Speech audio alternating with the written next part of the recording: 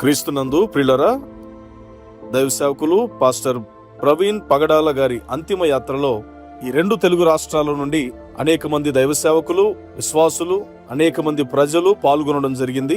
Pastor Praveen పగడాల గారి భౌతిక కాయానికి నివాళులర్పించి వారి కుటుంబీకుల కొరకు ప్రత్యేకంగా ప్రార్థన చేశారు. అంతేకాక పిజే స్టీవెన్ పాల్ మినిస్ట్రీస్ తరపున కూడా సేవకులు, పరిచారకులు, సంఘ నాయకులు, పెద్దలు అంతిమ యాత్రలో పాల్గొనడం జరిగింది. అక్కడ అన్ని కార్యక్రమాలలో పాల్గొంటూ చేయవలసిన సేవా పరిచర్యలు అందించారు.